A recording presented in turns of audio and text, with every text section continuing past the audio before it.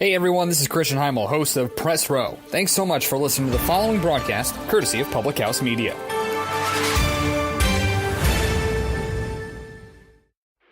This is Bryce Burge, host of Your Soccer Passport here on Public House Media. After this episode, come join us on a trip around the soccer world as we discuss club and country every Tuesday. Stamp your soccer passport by subscribing on Spotify, iTunes, or wherever you get your Public House Media podcasts. And thanks again for checking out the following broadcast on Public House Media.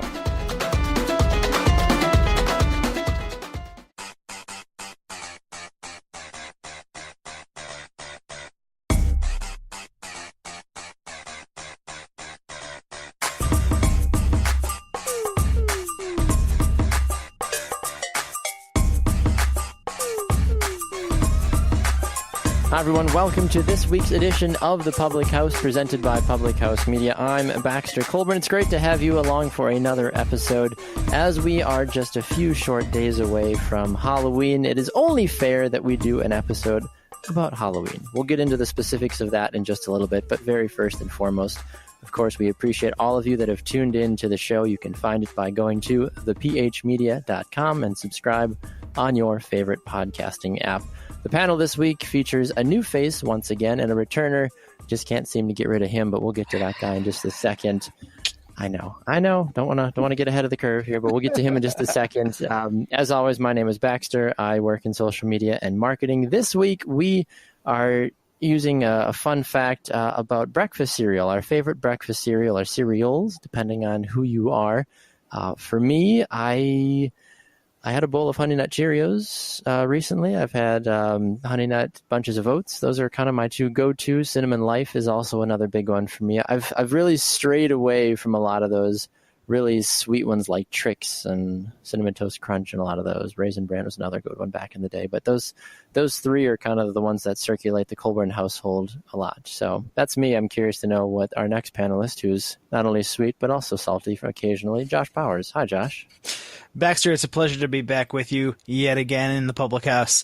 Breakfast cereals. Oh man, that's one of those things that definitely changes as you age, I think, because you're all about the Fruit Loops and the Honey Smacks and all the other like Fruity Pebbles, Cocoa Pebbles. If it's got chocolate or fruit in it, like that's the thing when you're coming up. And I think I've toned it down a little bit for sure, but I can definitely go for a nice, delightful bowl of Apple Jacks every once in a while, because it's Fruit Loops without the pretense. So I'm definitely coming in strong with Apple Jacks. I like it. Okay. And finally making her debut on the panel this week is Emily. Hi, Emily. Hey, Baxter. Thanks for having me. Absolutely. It's a pleasure to have you on. So I work in remodeling. I am a designer. And my favorite cereal, I'm not a big breakfast cereal person, but my favorite is always like the chocolatey. I never really grew out of it. I'm always into the chocolate. So like the chocolate, what is the version of the Fruity Pebbles? Cocoa Pebbles? Those are good. Yep. Cocoa Puffs. Those are always good. And the Reese's cereal is really good too. So I feel like more people like drinking the milk after the Reese's cereal as opposed to actually eating the Reese's cereal. I think I could be wrong on that. Yeah, but it makes for really good cereal milk. Fair enough. And that sometimes is half the battle, I guess. That's an important thing to have, is great remaining milk in the cereal.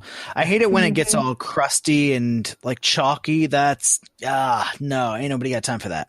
No. And you feel like you need to go brush your teeth about 5 times before you can actually leave the house. That's not right. That's not right. Speaking of brushing your teeth too many times, that will sometimes happen when you eat too much candy around the time of Halloween. So we are asking the question this week, what is the fascination with Halloween? It is, when this episode comes out today on Tuesday, Halloween is yay but one day away on Wednesday. And there's been a lot of parties over the last weekend. There's been a lot of parades. There's been trick-or-treating in certain neighborhoods, depending on where you live. And I don't know why, but every year I sit back and I feel like old man Colburn on my porch, and I'm like, why do we celebrate Halloween? Like, I don't understand the fascination. And maybe this show might turn into Baxter Wonders Why, because I feel like half the time it really is just me going like, why do we do that? But help me understand. Am I off my rocker on this one, guys? Halloween, is it really that great of a holiday? Are we not even really celebrating a holiday, or just a chance to dress up and drink excessively? Obviously not if you're a child, but you get what I'm saying. Is that about fair? Yeah, for sure. I think the difference, and the breakfast cereal analogy really does kind of carry over, because it's certainly something that changes when you're a child versus as an adult. I always look forward to, and I think we've talked about this in previous appearances that I've had on the show, I always look forward to the theme beverages when it comes to these different holidays and things like that. So I think Starbucks has the Witch's Brew Frappuccino right now, and it's like the purple and green, and it's we moved right out of pumpkin spice season right into novelty weird beverages and such. And yeah, you definitely are going to have a little bit of a different experience. I actually polled some friends of mine as to what their Halloween specialty kind of was and what they really got about it. And I think the overall vibe was just being able to lose yourself for a night, maybe to overemphasize an element of your character that doesn't exactly get exposed during the other 364 days out of the year. Even just putting the effort into putting together your costume or your kids' costumes. I can't wait to hear you guys' stories about that. But yeah, just kind of the exploration of the imagination, I think, is the big thing. I totally agree with that. I think that is kind of the fascination, is being able to do something really out of the ordinary. You dress like you don't get to dress any other time of year. You get to eat a bunch of stuff you don't normally eat. And it's just a really kind of transformative time of year that is unlike any other holiday, that you really get immersed in it. Like, I think Christmas has all the hype around it, but I think it's more of, the nostalgia that people get really wrapped up in. Whereas Halloween is really a time of year that you get to just totally be something else and do something else. Which I find is a little strange, though, isn't it? Like, you guys are saying you eat things you don't normally eat. Do you not eat candy every other time of the year? Do you not? No, not really. Yeah, not a candy guy. You don't indulge in some of those fall treats throughout the months of October and even November for some time? I mean, listen, I think it gets all saved up because it's that one time, and it's the super sugary stuff. That's true. Yeah, if I can snag a caramel apple or a candy apple or something like that, then certainly I'm all about that. But yeah, I mean, for me, it's Reese's or get the heck out, right? It's all about those. That's a fair statement. But those are available year round for sure. And I mean, everybody kind of hates on candy corn. I definitely hate on candy corn. I think it's useless and disgusting. Really? You're a candy corn person? Yes, no. I like candy corn. I didn't even know until like last year that people hated candy corn. Really? What? Yeah, it was a Explain yourself right now. My household, really. My mom is a huge candy corn lover, so we always had it, and I didn't realize people didn't like it. What about popcorn balls? Did you guys get popcorn balls at all coming up? As a kid, yeah. As a kid. I also find that interesting that that's another show, but you said coming up as opposed to getting, like growing up. I thought that was interesting. I was like, I think this is what he means, but I had my fair share of popcorn balls growing up, but I haven't had one in years. It's all about the mystery, right? Either the mystery of seeing what your neighbors and kids and your kids' neighbors and your neighbors' kids are gonna dress up as, or figuring out what you're gonna dress up as, if that's your deal as an adult. It's not really my deal anymore, at least in the past couple of years. But I have some people in my general circle who are coming out of the film industry and really put a lot of effort into it. And that's always exciting to see. So just the mystery, and even the mystery of what kind of candy you're going to get in that bag, or that plastic pumpkin that you got from your Happy Meal. I suppose so. I have to ask you a question, Emily. I saw an article about this a couple of days ago, but when did Halloween turn sexy, and or how do you feel about the like, oh, the sexy nurse, oh, the sexy dog, oh, the like for the women, it's all about. I mean, there's a couple of weird guy outfits out there, but like for the women, it's all about, oh, how can I be a sexy this or a sexy that? It's like, what's the draw? I mean, can't you just make a normal outfit like that, or what's the reason behind a lot of this in your thought? I think if you want to quote Mean Girls, it's the one day of the year that a woman can dress like a slut and no one can say anything about it. But I never really got into like the sexy costumes. I think you can just dress up as something and you don't have to make it sexy. It's not really my thing. Plus in Wisconsin, it's just too cold to be sexy on Halloween. I mean, I had to wear a coat over my costume this year. So if I wore something sexy, it would be kind of defeated anyway. Yeah. But that's it. Yeah. You see it once you're inside somewhere, but that's it. So I don't know. I think it really is, again, it's just something you don't normally get to do, but it's never been my thing. Yeah. And I've always been fascinated by that because I was at a parade this last weekend. It was all designed for kids, and there were a couple adults that were walking around too. And some of the outfits that mom and dads were wearing, I was like, I don't know if I would wear that in public, let alone have my kids walking around with me while I'm dressed like a sexy unicorn or some of these other things that I saw. Is that going to be your Halloween costume this year, Baxter? Listen, I don't want to give anything away, but I'm just saying there's a chance, okay? That's all I'm saying. I can definitely get behind the family costume. I think I saw some I love good coordinated ones. Mm-hmm. Yeah, I think I saw a couple of parents, like one was a ketchup bottle, one was a mustard bottle, and either their baby or their dog. I don't really remember which one was a hot dog. Hopefully it was the dog. Cute. That would be hilarious. That is cute. My sister-in-law sent me one. She said that my wife and I should have done with our son is that I would have been a quarter, my wife would have been a gumball machine, and my child would have been like a gumball, basically. Yeah. I see what you did. So it's like subtly like kind of racy. On the other end, it's like, oh, that's cute and funny. It's like, yeah. But the pregnant belly costumes are great. I think I saw a friend of mine be. She was Winnie the Pooh. Oh, that makes sense. That's the honey clever. bottle. Yeah. Yep. Mm-hmm. That makes total sense. A lot of times moms will paint like a pumpkin or they'll, the gumball machine I've seen done many times. Mm-hmm. I have to talk about the fact that I've seen so many costumes recently, like to the next level. There was a kid that was a full-blown hot air balloon at this parade that I was in. They took like a little wicker basket and then like the long things like the clowns will use, like those long balloons, and like strung them up. So they might probably had like 10 to 15 of them like going up over their head. Thing like that in both my adulthood as well as a child, but never quite had the physique to pull it off. I can understand that. I can understand. Yeah. What we got to ask, what were the best costumes that you had as a kid? Gotta air those out now. Mm-hmm. Well, I had a weird childhood with Halloween where I grew up in a family that we didn't celebrate Halloween. Okay. So my first trick-or-treating experience was as a freshman in high school. And I dressed up as a cowgirl because it was the least amount of effort I could put into a costume. Just wrap that flannel on up and then there you go. Yep. Right. Yeah, you're good to go.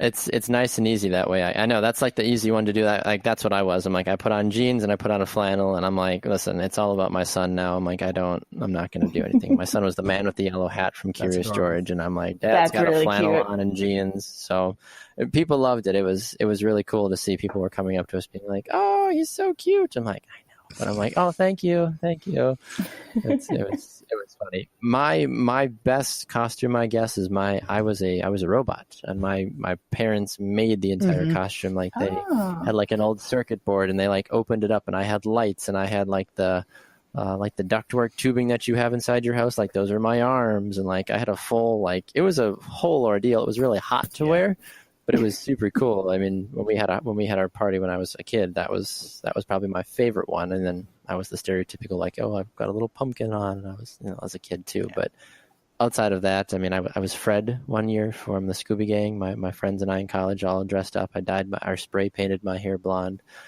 to be Fred. We had the Scooby Gang. It was a good time. We it was maybe one of my, not my most proud moments, but I did it. And, maybe ruined a shirt because of having to spray paint the gold on there as well, but it was a ton of fun. No, I did. but I do think. Sorry, go ahead. No, I was going to say I do think costumes are starting to get a little ridiculous, though. Honestly, with what I see some people dressing up as, or even the level of like the gory costumes for kids at a young age, that really starts to get me. When it's like, oh, I'm the Grim Reaper. I'm like, you are 5. Right. You don't even know what that is. Or those like, oh, I'm going to be a zombie vampire cheerleader. I'm like, those what? ones are more for the parents because, yeah, like you said, I don't think the kids quite get it. I think the cute costumes are for the kids, and then the kind of weird, edgy, gory costumes are more for the parents. Yeah. Well, right. And I mean, even my wife was telling me some of the things like her kids wanted to dress up as or are going to be dressing up as. And I'm like, you're in 4th grade. How do you even know what some of that stuff is? Yep. I'm like, that's just not right. That's not acceptable. Yeah. I think when I was 5, I had my grandfather put together a costume out of several cardboard boxes that we spray painted. Spray paint was definitely the thing, right? Before we realized that you should probably be in a ventilated area for your own well-being. Yes. But we spray painted some cardboard boxes, and when you're 5, you can get a good enough size cardboard box. I'd need a fridge box now, I think. But I was Optimus Prime. Oh, yeah. So we spray painted it red, and there was some cellophane or aluminum foil for the windows, and just a bucket on my head. So yeah, that was pretty cool. That was definitely a winner. And then, have you seen the videos of the kids that like have the full blown transformer? I'm glad that you brought that up because that is impressive. Okay. Mm-hmm. Like, how do you figure out the mechanics of that? That's what I'm most impressed about. Mm-hmm. Mom and dad. I mean, those kids are only like 6 or 7. They don't have a clue. It's like, all right, Jimmy, get in here. Okay. And then, oh, now lay down. Oh, I'm a car. Like, they don't. And mom and dad are having too much fun. The way that they move is almost like how the Transformers actually transform. Like, you have to tuck your arms in and kind of bend over. And yeah, they really knocked it out of the park. I want to meet. Agreed. I want to like be in that neighborhood. That would be fantastic. Right. And then you also feel like you have to compete with those parents, right? Though, at some point to those kids, you know, like that's for me. Like I'm in that game as a parent now where I'm like, all right, do I want to try to compete or do I want to just say, listen, Maria's going to dress as we dress? I mean, my kid's 2 and the other one's not even born yet. So it's like, I'm not sure, you know, how much competing we're going to do. Already setting the expectations of the unborn one. Mm-hmm. Right. You know, I don't know. I mean, Grandma made my son's outfit this year, and he was the hit of the town. So, I mean, I don't know. I don't know what we're supposed to do. And now we have to beat the man with the yellow hat next year. This is where you get the opportunity to exercise your influence over the child before they have any say in the matter and can put up any kind of fight about it. What about the cross-gender Halloween costumes? Like, I've seen a couple of female actresses dressing as, like, Post Malone this year, like, with the full face paint and all this. I don't really even know who Post Malone is, but I've seen enough pictures where I'm like, that's a really weird-looking guy. Oh, that's a woman! Oh, wow! Like, somebody that I knew did that, and then I know there's a couple of actresses that did that also for, like, different parties that they were doing, and I'm like... I am here for it because I think that it gives you the opportunity to go as literally whatever you want. It's true. Like I wanted to do Little Red Riding Hood and the wolf, but gender bended because I wanted to be the wolf. Yeah. Why not? Mm-hmm. To be fair, your boyfriend would have been a cute Red Riding Hood. He would have been adorable. All he would have had to do is wear a red hoodie. I mean, you're done then. It's not that hard. So don't overthink it, people. It's not we're asking them to put a dress on, but I'm all for also the low effort costumes. That's where it's at. Yes. I will say I'm not a big fan of the pillowcase trick-or-treaters. I think that's trash. When they're like, do you mean the pillowcase is the collection bag?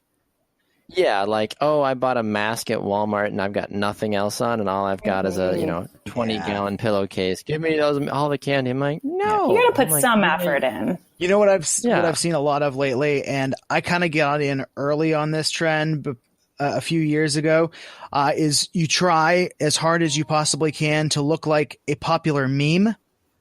So I know somebody who did the Cardi B as a child. Where with like the school uniform and just the smirk and everything. That was great. one year I tried to be Pizza Rat. You remember Pizza Rat, the New York Very City short-lived Pizza meme, Rat. but yeah. Yeah, more of a video than a meme, but you gotta capture societal trends while you can, right? I feel like the salt sprinkling guy from Salt Bay. Yeah, Salt Bay would have been a good one. You guys are out here talking a whole nother language. I'm like, I was a sheltered homeschool kid for many years. I have no idea what you're talking about. That sounds great. I mean, my parents went as Moses in the Ten Commandments one year. That was kind of like, Right. Yeah, they Very rocked that. wholesome. But they did say though, when I was a kid, the party that they went to as that Moses and the Ten Commandments, there was a guy that was by himself, but he did the entire headless horseman like contraption, like he was inside this huge thing. And he, there was a guy sitting up on the horse, even though he wasn't actually a guy, and it was a full horse, and the guy was like fully moving and working and everything. And I was like, that is sweet. But I mean, as a kid, I was getting pictures. They were showing us pictures, and I'm like, oh, that's really cool. So you can definitely pull out all the stops, but at the same time, it just kind of depends how much effort you want to put into it. As you get older as a parent, Big thing that I think that you really got to get into when it comes down to it, it's the one opportunity that you have to really kind of blow it all out and exhibit some talents that maybe you don't really get to show out for another part of the year. I've got a friend of mine who works in one of those haunted houses, right? The gore and all that good stuff, and it's impressive, right? And so that kind of leads us, I guess, a little bit just into, what the different, I guess, expressions of the holiday, because you can definitely do kind of the wholesome thing, or you can definitely get into a little bit of the gore and the horror and all that. And it's, it really differs from person to person. I think people are really obsessed with the fact that they can dress up into that gore area, honestly, and can be, like I said, those zombies, or can be those, people. Like I've seen the people that'll do the really good face makeup where it looks like half their face has been like blown off, and you can see like their teeth are exposed, or all this other weird stuff. And I'm like, what? I don't understand. I don't like it. I don't support it. I think it's strange. I would never let my kids out of the house looking like that personally, but yeah. I don't know what to do in that situation. So it is definitely interesting in that regards. When people get a little bit super extra gory, I don't know where you stand on that, Emily. Josh and I were just talking about the fact that we don't like whole point is the scary stuff, but at the same time, I don't think your costume needs to be super gory. You can be something scary, but I don't think it needs to be gross. Yeah, and I agree with that also. I mean, I don't know. I like it sometimes, but at the same time, too much. Too much, I think, for me personally. What about Halloween movies? Last thing before we got to wrap this up. What do you think about Halloween movies? Well, we're in the era kind of the franchise, right? Just with pretty much every movie series that comes out, it's all the franchises. Whether it's something as tame as like the Harry Potter, or if it's as vicious as like the Halloween or the Saw and all that. I can't say I'm as big a fan of those. My brother kind of got me jumping a little bit with Child's Play way back in the day, because I don't want my action figures to come to life and start stabbing me. That's never a good time. But so there's all different kinds of extents. So Nightmare Before Christmas, Halloween movie or Christmas movie? Well, both, but it has Christmas and in it has the title, Nightmare, which could be every night. But it's about Halloween Town. I think it's both. now. I guess I'm confused in that capacity. I watched. Yeah, I think it's definitely more before Halloween. Okay. Is that Tim Burton? Because Tim Burton, I feel like, is the Lord of horror, right? So that's it. Let's go with Tim Burton movies, and I think we're clear. I think we're good with that. That's kind of my niche as far as those go. Fair enough. I mean, I'm not a huge Halloween person. As far as the movies, my extent is, it's The Great Pumpkin, Charlie Brown. That's probably about as far. I just watched a Curious George, Boo, Halloween. Once again, I'm a parent, so this is what I do, is we watch a lot of the kid ones, but I don't know. I've never been a huge scary movie person. That's another big thing for me as well, where I've not been like, I need to go get scared. I don't like purposely being scared. I don't like purposely eating or drinking things that cause me pain. That's just me personally. Not everyone's like, they're like, oh, let's go do it. I'm like, I'm good. Fair and reasonable. It's on a Wednesday this year. You probably have to go to work the next day. So Exactly right. I'll just drink at work. Or wait. Yeah. Exactly. Can't get too crazy. I'm not a big scary movie person either. So I've been trying to watch a lot of Halloween movies leading up to Halloween this year, pretty much the entire month of October. But there have been several that I've stopped halfway through because it just got too scary for me. So I've watched, I try to watch the tame ones, like Nightmare Before Christmas is a good one. We watched Labyrinth, which is kind of, so that was a good one. Again, a lot of not super on topic Halloween movies, but a lot of kind of just, fun, eerie movies. So I watched Troll 2. That's a real cult classic. Never. I don't know if anyone out there has watched that. We watch that for bad movie night, but that's a fun one. No trolls in it. Also, not a sequel of Troll. I'm but confused. that's I'm fun. not interested enough to know. Do you remember Leprechaun? Okay. No. Yeah. Bad 90s horror to the T there, I think. It featured Warwick Davis, who was kind of the only little person in Hollywood for a long time, and he was a scary leprechaun guy. And I think Jennifer Aniston was in one of them. And he was just a leprechaun that the mystery came to life, and he started stabbing people, and Wow. On that happy note, I feel like we got to wrap this up before we get to so much more we could cover. I know Halloween is always an interesting topic and a very debated topic. I feel like at times as well, but especially this year with all the tasteful matters that we have to discuss in a much larger venue. Right, exactly right. Well, Emily, thank you for being on the Public House for the first time. It was great to have you. Any final thoughts or comments about Halloween before we let you run? I just think that it is an interesting time of year. The things that you get to do and the different ways you get to dress up and seeing how many Halloween parties you can hit up. It's just a different time of year. You get to do something different than you do every other day of the year. You get to try to hit up as many Halloween parties as you can, which I think is more fun than trying to go to as many Christmas parties as possible. So I just think it's a fun time of year. Final thoughts on Halloween. Yeah, go out, have a good time. Don't get too ridiculous. Remember that it's just an opportunity to be creative, and don't think too much into it. Exactly right. And for me, truthfully, I think Halloween is more enjoyable for me at this point because I get to have my kids dress up and have an opportunity to be some of their heroes. I think that's kind of a cool part about it. Like I said, when my son was the man with the yellow hat, he adores Curious George. I had a fun time with both of you this evening, so thank you for jumping on the Public House. And for you, the listener, thank you for swinging by the program as well. We hope you will be back with us again next week.